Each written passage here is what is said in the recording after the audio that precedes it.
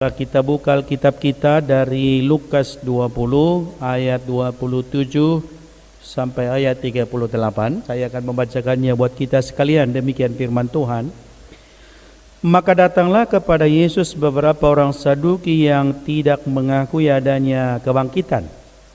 Mereka bertanya kepadanya, "Guru, Musa menuliskan perintah ini untuk kita. Jikalau seorang yang mempunyai saudara laki-laki mati, sedang istrinya masih ada, tetapi ia tidak meninggalkan anak, saudaranya harus kawin dengan istrinya itu dan membangkitkan keturunan bagi saudaranya itu. Adalah 7 orang bersaudara. Yang pertama kawin dengan seorang perempuan lalu mati dengan tidak meninggalkan anak. Lalu perempuan itu dikawini oleh yang kedua dan oleh yang ketiga, dan demikianlah berturut-turut oleh ke-7 saudara itu. Mereka semuanya mati dengan tidak meninggalkan anak.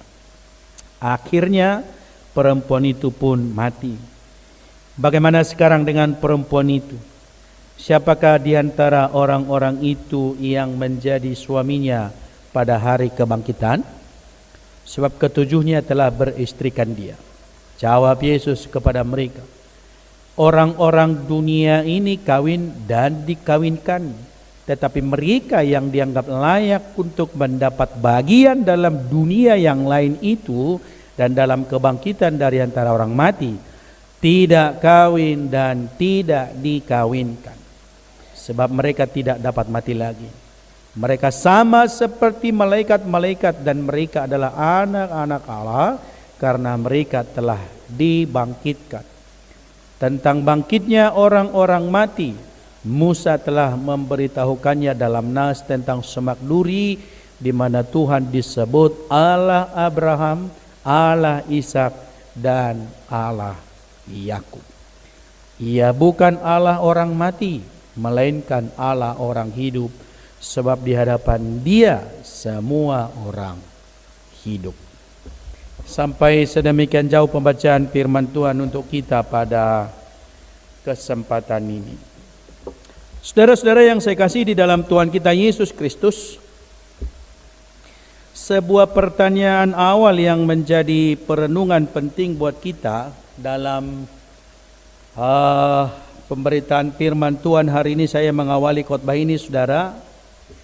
Sejauh manakah pengenalan kita akan Allah? Apa dampak pengenalan kita akan Allah itu secara pribadi? Apa dampaknya bagi kehidupan kita, saudara?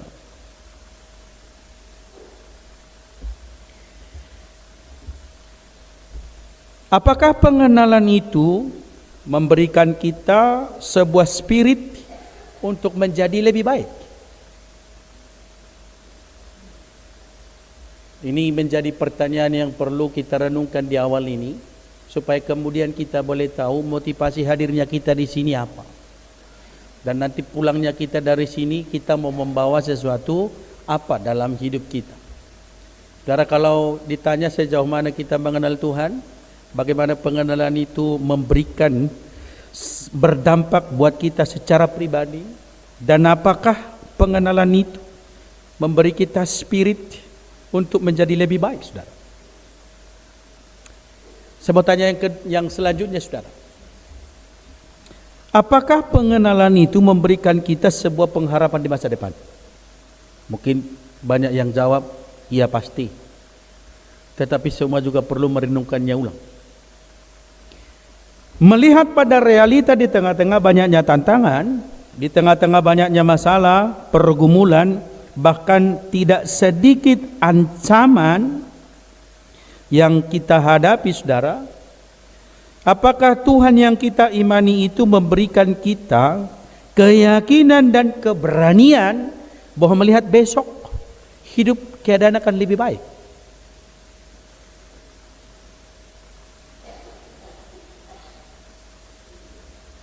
Setiap kita, saudara dan saya, perlu menemukan pengenalan kita terhadap Tuhan sudah sejauh apa.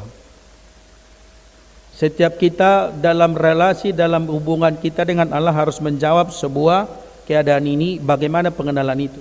Pengenalan itu akan membawa kita kemudian pada sikap dan penerimaan kita akan Allah dalam segala firman. Nah saudara, dalam firman Tuhan hari ini disampaikan kita belajar dari orang Saduki saudara. Alkitab mencatat disebutkan bahwa ada orang Saduki yang datang kepada Yesus. Orang Saduki adalah golongan agama Yahudi, secara jumlah mereka sedikit tetapi secara pengaruh mereka besar. Jumlahnya sedikit tapi pengaruhnya besar. Biasanya mereka anak orang-orang kaya, biasanya juga mereka adalah para bangsawan. Kalau dalam seluruh Sanhedrin, pengadilan agama yang di dalamnya kita paham ada Farisi, di dalamnya pasti ada Saduki. Dan mereka adalah orang-orang yang terpandang. Walaupun secara jumlah sedikit, tapi secara politik, secara aturan-aturan, secara pengaruh, secara dampaknya mereka sangat-sangat punya pengaruh. Lalu mereka adalah orang-orang yang tidak percaya akan adanya kebangkitan, saudara. Alkitab mencatat bahwa orang Saduki tidak percaya akan kebangkitan, tapi aneh memang mereka datang kepada Yesus bertanya tentang sebuah kebangkitan, ada pasti tujuan-tujuan di dalamnya. Lalu Saduki disebutkan saudara bahwa dasar imannya adalah kitab Musa, yaitu Kejadian sampai Ulangan. Dan ini memang yang dipahami dengan kitab Pentateuch saudara, 5 kitab Musa itulah dasar mereka. Di luar itu, di luar daripada ini, di luar daripada kelima kitab ini, pada umumnya mereka tolak. Segala sesuatu pengajaran-pengajaran jika tidak sesuai dengan kitab Musa, mereka tolak. Mereka akan tidak menerimanya. Dan ketika bicara tentang kebangkitan, kalau mereka tidak menemukan kebangkitan dalam kitab Musa, maka mereka akan menolaknya. Saduki saudara memahami bahwa otoritas tertinggi dalam iman mereka adalah kitab itu, sehingga apapun yang tidak sesuai dengan itu mereka akan menolak ajaran-ajaran itu. Maka kita perhatikan saudara, apa yang terpola, apa yang sudah terkonsep sulit diubah. Apa yang sudah terpola dalam pikiran kita sulit beranjak kepada sesuatu yang baru, dan segala sesuatu dianggap benar kalau sesuai dengan pikirannya. Segala sesuatu dianggap benar jika sesuai dengan apa yang sudah mereka pahami dalam konsep itu, dan mereka sulit beranjak dari situ. Maka dengan pemahaman itu, dengan gambaran itu saudara, mereka datang dan bertanya kepada Yesus. Pertanyaan tentang perkawinan, levirat namanya saudara. Mereka mengajukan sebuah pertanyaan kepada Yesus di dalam ayat 28 sampai ayat 33 yang kita baca dalam Lukas tadi saudara, dikisahkan bahwa dengan mengutip dari kitab Ulangan pasal 25 ayat 5 sampai 10, bahwa jika ada seorang laki-laki menikah lalu laki-laki itu meninggal tidak ada anaknya, maka istrinya itu harus dinikahi oleh adiknya. Apa istilahnya ini dalam bahasa Indonesia? Turun ranjang atau naik ranjang? Atau ganti ranjang? Kalau bahasa Inggrisnya yang saya tahu mangabia, bahasa Bataknya gitu ya. Entah bahasa Indonesia yang tepat kurang tahu lah. Tapi secara hukum leviratnya begitu. Nah, lalu tidak betul, apakah kira-kira yang ditanyakan oleh orang Saduki ini betul ada terjadi seperti itu sampai 7? Enggak, itu hanya contoh aja. Saya enggak yakin bahwa ada sampai 7 begitu. Karena kalau kita lihat misalnya terhadap Yehuda, anaknya ada 4. 3 menikahi perempuan yang sama, ya kan? 3 menikahi perempuan yang sama. 3 pertama itu semuanya meninggal, enggak ada anaknya juga. Lalu Yehuda tidak memberikan anaknya yang keempat. Karena nanti anaknya takut dia mati lagi, lalu enggak ada keturunan. Tapi karena hukum levirat itu tadi, maka Tamar pun menuntut hak, kira-kira begitu. Lalu dia menyamarlah menjadi perempuan seperti perempuan sundal. Lalu datanglah siapa namanya? Yehuda ke situ. Melahirlah keturunan bagi dia kemudian, tapi dari mertuanya, bukan dari adiknya. Ada sebuah peraturan yang disampaikan, ada sebuah hukum yang disampaikan, itu boleh menikah. Nah tadi saya katakan begini, kalau itu makanya saudara, sosok tentang hukum ini sudah diajarkan, sudah disampaikan. Dan kalau kita lihat pun nanti itu dalam silsilah Yesus, ada nama-nama wanita-wanita itu juga disebutkan soal itu ya. Tadi saya sebutkan yang pertama itu adalah Tamar, yang kedua Rut, yang ketiga Berseba, lalu yang keempat Maria. Hanya itu aja ya. Hanya itu aja nama wanita yang disebutkan dalam silsilah Yesus dalam kitab Matius. Tidak ada yang lain. Nanti kalau kita baca Alkitab, masing-masing wanita itu punya kisah yang menarik. Dan kalau kita pelajari salah satunya adalah terkait soal perkawinan Levi Ratini tadi. Dari situ diambil garis keturunannya, termasuklah terhadap lahirnya Yesus. Ada 7 laki-laki, 1 perempuan, dan semuanya mereka menikahinya.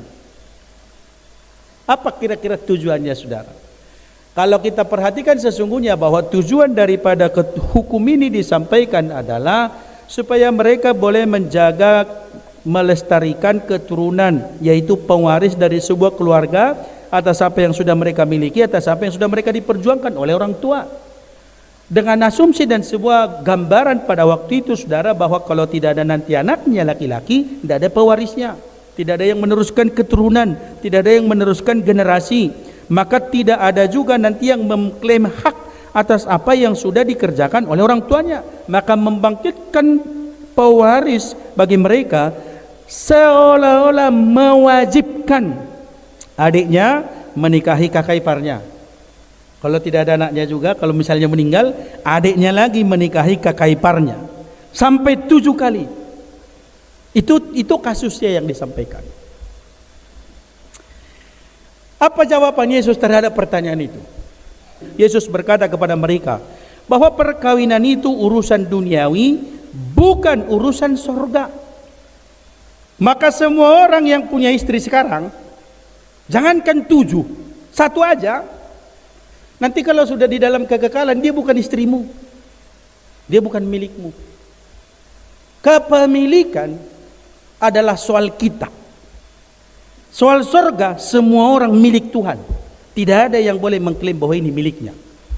Maka urusan surga bukan urusan kita mau klaim apa, saudara, tetapi soal kawin, mengawinkan, milik dan kepunyaan, itu urusan duniawi. Sesudah itu tidak ada urusan. Hal-hal yang berkaitan soal kemanusiaan berakhir pada kematian jasmani. Hal-hal yang berkaitan soal kebutuhan daging sudah berakhir ketika dia sudah mati.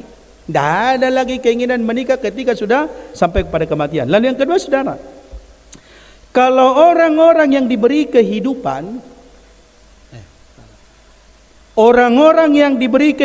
kekal atau kebangkitan, keadaannya sudah seperti malaikat, terbebas dari keinginan daging. Tidak perlu lagi cari kerja, tidak ada, saudara. Jangankan soal istri, diri kita sepenuhnya menjadi milik Tuhan, seutuhnya. Terhadap pertanyaan itu, Yesus memberikan sebuah jawaban bagi mereka adalah bahwa Tuhan kan kekal. Di dalam Tuhan semua adalah adanya, kita berbicara tentang kekekalan, dan itu tidak dipahami oleh orang Saduki. Mereka berpikir bahwa ada masa periodiknya, bahwa mereka berpikir bahwa semua akan berakhir pada sebuah titik tertentu, termasuk soal pengenalan mereka juga akan Allah. Maka dalam Keluaran pasal 3 ayat 6, ketika Tuhan berbicara kepada Musa di semak belukar, Tuhan memperkenalkan diri apa, saudara? Aku adalah Allah Abraham, Allah Ishak dan Allah Yakub. Bukan aku dahulu adalah Allah Abraham, bukan aku dahulu adalah Allah Ishak, bukan aku dahulu Allah Yakub. Itu namanya mantan. Tapi ini bukan, penyebutannya sama. Akulah Allah Abraham, Allah Ishak dan Allah Yakub. Bahwa keberadaannya kekal, bahwa keberadaannya tetap, bahwa dia ada. Dan itu juga memberikan sebuah gambaran yang jelas buat kita, saudara, bahwa dia berotoritas memberikan kehidupan bagi siapapun yang dianggap layak untuk itu. Bahkan kita percaya secara keimanan kita harus mengakui Abraham, Ishak dan Yakub sampai hari ini hidup. Maka dalam Ibrani pun dia disebutkan Abraham sebagai teladan keimanan buat kita. Dalam Matius pasal 22, saudara, ayat 29, Yesus berkata, kamu sesat sebab kamu tidak mengerti kitab suci maupun kuasa Allah. Pertanyaan yang disampaikan oleh Saduki adalah tidak mengerti kitab, tidak mengerti firman, dan tidak mengalami kuasa Allah. Maka muncul pertanyaan. Itu makanya tadi saya tanya di awal, saudara.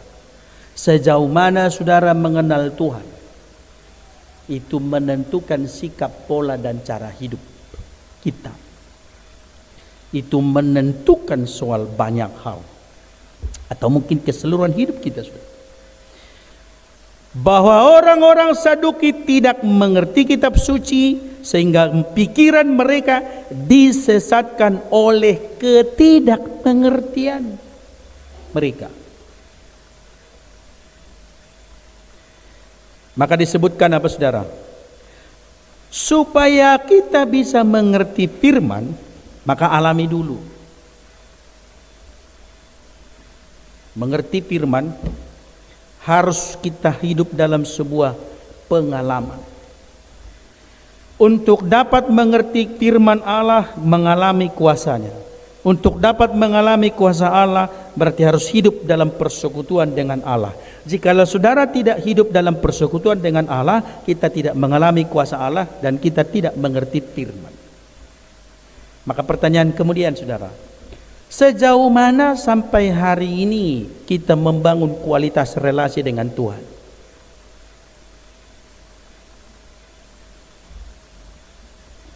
Ini intermezzo aja, saudara.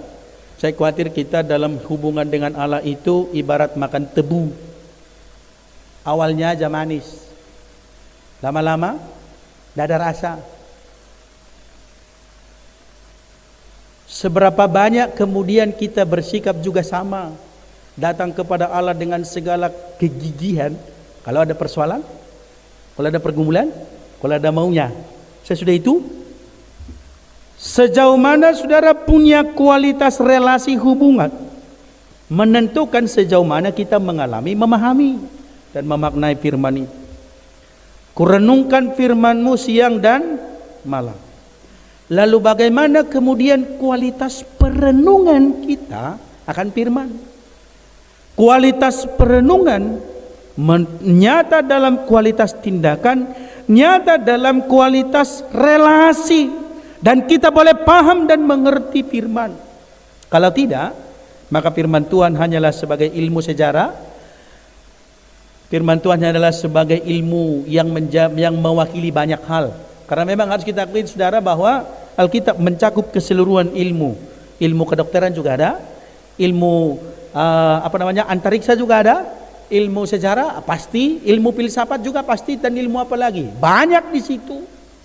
Mencakup seluruh ilmu. Tetapi apakah firman Tuhan kita terima sebagai ilmu atau kita terima dia sebagai firman yang menjadi sumber kehidupan? Sangat ditentukan oleh kualitas relasi. Sama halnya, saudara, semakin tua, jadi kalau relasi itu kan digambarkan itu seperti fermentasi anggur kan, Bapak Ibu, bukan seperti gombal. Kalau gombal itu kan hanya awal-awalnya aja manis, lama-lama kan habis juga, tidak ada lagi. Tapi kalau ibarat seperti fermentasi anggur, makin lama makin manis. Anggur makin lama disimpan makin enak. Anggur makin lama disimpan makin mahal, makin enak dan makin enak. Kalau anggur tidak pernah diproses yang kualitas terbaiknya dalam waktu singkat, tidak ada. Hanya Yesus yang pernah bisa melakukannya ketika pernikahan di Kana. Yang lain tidak ada, saudara. Fermentasi anggur makin tua makanya dia makin mahal. Dan seyogianya juga relasi-relasi dengan Allah dinyampak dengan relasi-relasi dengan sesama. Kalau saudara tidak sayang istri dan istri tidak sayang suami, bohong kita berkata mengasihi Tuhan.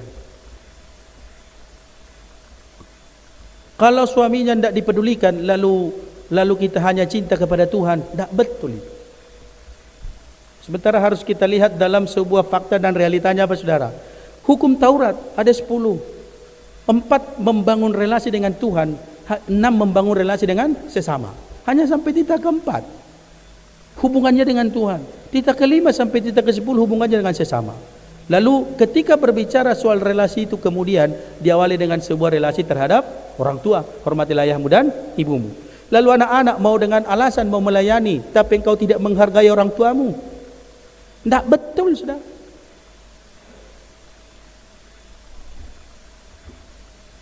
Bukan demi sebuah eksistensi, tetapi kita berbicara tentang sebuah kualitas relasi, kualitas hubungan kita dengan Allah. Dan ini pertanyaannya. Dan ini yang menjadi perenungannya. Dan ini yang tidak dialami oleh orang-orang Saduki, sudah. Tidak mengalami sebuah keintiman dan relasi dengan Allah. Mereka tidak hidup. Mereka tidak hidup di dalamnya. Hidup dalam persekutuan dengan Allah, hidup dalam persekutuan dengan Tuhan menjadi sesuatu yang harus kita pikirkan, kita renungkan, dan kita pilih. Sikap kita, sudah. Bagaimana seyogianya sikap kita yang benar? Firman Tuhan harus diterima sebagai firman. Firman Tuhan harus dihidupi. Firman Tuhan harus dilakukan, dan di dalamnya kita mengalami keajaiban. Saya percaya saudara, dalam puluhan tahun atau bertahun-tahun dalam relasi kita dengan Allah, telah berulang kali kita mengalami keajaiban dan mujizat Tuhan. Ada amin saudara? Telah berulang kali. Enggak hanya sekali, enggak hanya 2 kali. Persoalannya adalah kita peka atau tidak bahwa itu karena Tuhan yang memberi keajaiban. Itu aja persoalannya. Sulit seringkali disebutkan memberikan kesaksian oleh karena apa? Kita berpikir semuanya biasa-biasa. Memang Tuhan itu baik kali. Sehingga kita pun mau memilah dan melihat yang mana mau kita saksikan pun sulit. Karena memang Tuhan begitu ajaib dan luar biasa. Apabila tidak memiliki persekutuan yang hidup dengan Allah, maka sulit rasanya buat kita untuk mengalami kuasa Allah. Apabila tidak mengalami kuasa Tuhan, tidak akan dapat mengerti kitab suci. Dan cara terbaik untuk mengerti kitab suci dengan mempraktekkannya dalam kehidupan sehari-hari. Mengampuni aja contohnya. Kita mungkin akan setuju secara umum, terlepas dari konteks keimanan, 1 kali kau sakiti hati ini masih kumaafkan. 2 kali kau sakiti hati ini juga kumaafkan. Unang sampai 3 kali. Jangan sampai 3 kali. Maka putuslah. Molodomu, kalau molodomu, jadi bahasa Batak. Kalau nanti diambillah lidi. Kalau nanti lidi ini menyatu lagi, nyatulah aku samamu. Begitulah manusia punya pola dan sikap banyak dalam hidupnya.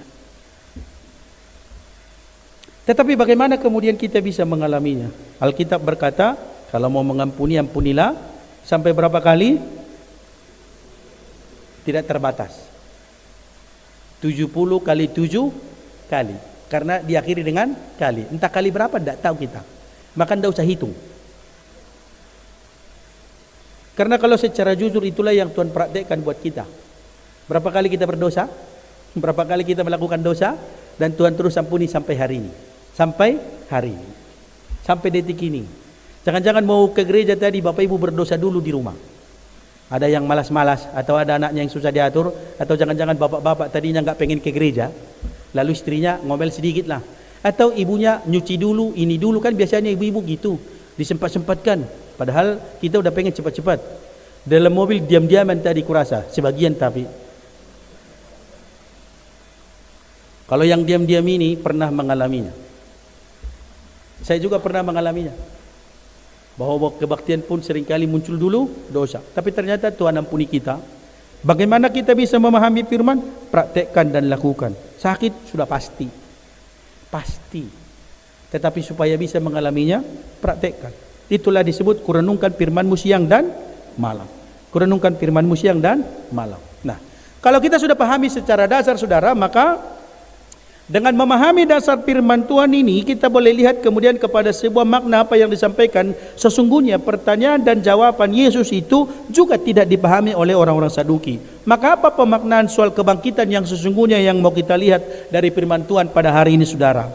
Bahwa apakah firman ini kemudian dapat kita pahami kelak sesudah kematian lalu kita mengalami kebangkitan? Saya katakan jawabannya tidak.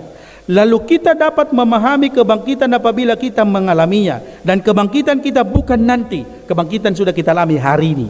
Kebangkitan sudah kita nikmati sekarang. Kebangkitan yang kita rasakan bukan lagi nanti, tetapi kebangkitan itu sudah kita nikmati sekarang. Apa saja saudara? Saya kasih contoh. Ketika saudara mengalami keterpurukan karena dosa, Tuhan kemudian mengangkat kita dan membangkitkan kita dari keterpurukan. Kekuatan dan kemampuan kita untuk itu sulit. Tapi saya percaya saudara, dalam keterpurukan engkau berlutut dan berdoa kepada Allah, lalu ada inspirasi dan dalam kekuatan kita berkata bahwa apa? Saya harus bangkit. Saya harus maju. Ketika kita mengalami kematian secara moral, secara rohani, tidak beribadah, tidak berdoa, tidak bersekutu dengan Tuhan, tetapi hari ini, akhir-akhir ini, atau berapa tahun ini, kita datang kepada Allah, sujud di hadapan Tuhan, tunduk di hadapan Allah, berlutut kepada Tuhan, dan Tuhan membangkitkan kita dalam kehidupan rohani, dan mengubah kita menjadi suatu ciptaan yang baru, yang berkomitmen. Dan yang sekarang kita mungkin sudah harus doa pagi, sudah harus baca renungan, sudah harus baca Alkitab, sudah membangun mesbah keluarga, sudah membangun persekutuan-persekutuan. Bukankah karena Tuhan yang bekerja dalam hidup saudara? Ketika kita mengalami persoalan penyakit yang parah, sepertinya akan membuat kita putus asa, tetapi Tuhan memberikan kita pengharapan dan kekuatan melewatinya. Bukankah karena kita meyakini bahwa Tuhan yang memberikan kekuatan itu, saudara?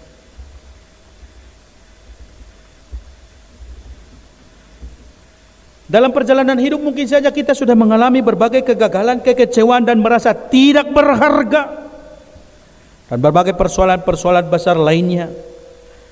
Tetapi kita mampu melewatinya. Bahkan bukan saja mampu, tetapi kita menjadi pemenang atas semua keadaan-keadaan itu. Dan kita boleh bersuka cita hari ini. Bukankah Tuhan sudah bekerja dan membangkitkan pengharapan buat saudara? Bukankah Tuhan sudah bekerja memberikan pengharapan bagi anak-anak kita? Bukankah Tuhan yang sudah membuat kita menjadi orang-orang yang berhasil hari ini? Coba saudara kita berpikir sejenak mundur dulu 30 tahun yang lalu, 20 tahun yang lalu bagaimana keadaannya. Lalu lihat kemudian hari ini bagaimana keadaannya. Bukankah Tuhan sudah memberikan kita berbagai keajaiban-keajaiban dalam hidup? Apakah kita terlalu kuat? Apakah kita terlalu pintar? Dan apakah semua karena kita sudah punya segala sesuatu dan modal untuk itu? Saya katakan tidak. Tetapi itulah tandanya Tuhan itu hidup, dan dia ada di sepanjang kehidupan kita. Itulah tandanya Tuhan hadir, dan Tuhan menghadirkan kehidupannya dalam diri kita. Maka setiap kita harus berkata hari ini bahwa Allah kita adalah Allah yang hidup. Amin saudara? Allah kita adalah Allah yang hidup. Amin. Bahwa dia Allah yang hidup, Allah yang hadir menyatakan diri di sepanjang zaman dan abad. Dan itu yang dinyatakan Tuhan siapa dirinya terhadap Musa, yang dipercaya oleh orang Saduki tapi tidak mengalaminya, bahwa akulah Allah Abraham, Allah Ishak, dan Allah Yakub. Bahwa Tuhan berkuasa dan berotoritas memberikan kehidupan bagi Abraham, berotoritas memberikan kehidupan bagi Ishak dan bagi Yakub, baik secara jasmani dan rohani. Dan Tuhan menyatakan pimpinan atas mereka, sebab kemanapun mereka pergi di sepanjang hidupnya mereka berhasil. Dan bukan saja soal kehidupan duniawi mereka berhasil, tapi kita lihat dalam Alkitab, mereka menjadi contoh dan teladan iman karena percaya Abraham, karena iman Abraham, karena iman Abraham. Dan dalam kitab Ibrani begitu banyak dicatatkan akan kesaksian-kesaksian akan mereka. Setiap orang percaya, yang percaya kepada Allah, yang percaya kepada Tuhan, akan memperoleh kehidupan bukan saja nanti dalam kekekalan, tetapi sekarang dalam kehidupan yang imannya kepada Yesus. Maka kita boleh maknai saudara, hidup saya, hidup saudara, hidup yang kita punya, kehidupan yang sedang kita nikmati hari ini, harus kita akui dan kita terima. Kita semua harus menyadari bahwa kehidupan itu karena Allah. Dia yang berotoritas atas kehidupan, dan dia yang memberikan kita kehidupan untuk lebih panjang atau pendek. Tuhan yang mengaturnya. Maka kalau ada yang berulang tahun dalam minggu ini atau hari ini, ada ulang tahun hari ini, Bapak Ibu yang berulang tahun, ingatlah Tuhan masih berkenan memperpanjang umurmu. Tuhan masih berkenan memberikanmu hidup. Maka kalau Tuhan masih memberikan kita kesempatan hidup, bukan hanya soal nyawa, Tetapi segala apa yang berkaitan dengan kehidupan itu, Tuhan pun menjamin dan Dia akan memberikannya bagi setiap kita. Amin saudara. Itulah yang dituliskan dalam doa Bapa kami. Berikanlah kami makanan kami. Kalau dalam bahasa Bataknya disebutkan lema dihami saderon hanguluan, kehidupan, bukan soal makanan. Berikanlah kami kehidupan. Apa yang dibutuhkan soal hidup, bukan soal makan saudara. Butuh relasi, butuh pekerjaan, butuh teman, butuh pengakuan, butuh ini. Dan itu Tuhan beri bagi setiap orang yang percaya kepada Allah. Bahwa kita percaya Allah kita adalah Allah yang hidup. Maka setiap orang hidup oleh kuasa Tuhan. Dan hidup yang kita hidupi saat ini adalah pemberian Allah. Maka tidak ada yang patut disombongkan. Tapi hidup ini patut disyukuri. Ketika kita percaya dan yakin bahwa hidup ini adalah pemberian Tuhan, sikap kita adalah bersyukur atas kehidupan. Setiap orang percaya hidup bagi Dia dan setiap orang hidup oleh Dia. Maka kita perlu maknai saudara, hidupku buat apa? Bukan untuk kematian, bukan berakhir pada kematian, tetapi hidup kita adalah untuk Tuhan. Dan maka di dalam hidup itu lakukan dan kerjakan sesuatu yang berdampak, yang berguna dan yang Tuhan inginkan dan kehendak. Dan hidup harus kita maknai dengan tujuan yang benar, hidup untuk Tuhan. Hidup untuk Tuhan. Dan kesempatan kita berbeda-beda. Yang pasti saat ini Tuhan masih memberikan kita kesempatan. Hidup ini adalah kesempatan. Kesempatan melayani dan kesempatan untuk menjadi berkat. Hidup tidak berakhir dengan kematian. Dan relasi dengan Tuhan tidak akan putus hanya karena kematian. Karena Roma pasal 8 ayatnya yang ke-38 sampai ayatnya yang ke-39 berkata saudara. Kita baca bersama-sama 1-2 yang. Sebab aku yakin bahwa baik maut maupun hidup, baik malaikat-malaikat maupun pemerintah-pemerintah, baik yang ada sekarang maupun yang akan datang, atau kuasa-kuasa, baik yang di atas maupun yang di bawah, ataupun sesuatu makhluk lain, tidak akan dapat memisahkan kita dari kasih Allah yang ada dalam Kristus Yesus. Tidak ada yang dapat memisahkan kita dari kasih Allah. Bukan keadaan, bukan pemerintah, dan bukan penderitaan. Tidak ada. Dalam ikatan, dalam hubungan, dalam sebuah kedekatan relasi, maka tidak ada yang bisa memisahkan kita dari kasih Tuhan. Maka hidup kita semua karena belas kasihan Allah, bergantung dan hidup di dalam Dia. Yohanes pasal 15 apa katanya saudara? Di luar aku kamu tidak bisa berbuat apa-apa. Tanpa Tuhan kita tidak ada guna. Tanpa Tuhan hidup tak berdampak. Tidak. Nilai diri adalah karena Allah bekerja di dalam. Nilai diri, harga diri karena Tuhan. Itu yang membuat kita begitu berat. Saya mau tutup khotbah ini saudara. Saya mengajak kita untuk boleh melihat pada sebuah perenungan ini. Tuhan kita kekal adanya. Persekutuan dengan Tuhan yang hidup akan menghadirkan kehidupannya bagi kita. Kalau imanmu hidup, kalau kerohanianmu hidup, persekutuanmu hidup, maka saya percaya saudara engkau akan mengalami Tuhan itu hidup di dalam hidupmu, dalam keluarga. Maka pikirkan sekarang bagaimana kondisi keluargamu. Apakah Tuhan hidup di dalamnya? Apakah Tuhan bekerja di dalamnya? Apakah Tuhan berotoritas di dalamnya? Dan itu gambaran ciri dari kualitas keimanan dan kerohanian kita. Walaupun sekeliling kita sepertinya sedang mengancam dan ingin menghadirkan kematian, tetapi ingatlah Tuhan tidak pernah meninggalkan kita. Hidup di dalam Dia, hidup di dalam Allah, hidup dalam kasih Allah, hidup di dalam Tuhan, apapun pergumulan, apapun keadaan, apapun persoalannya, bahwa ingatlah Ia hadir dalam setiap hidup kita. Dia yang membangkitkan harapan buat kita.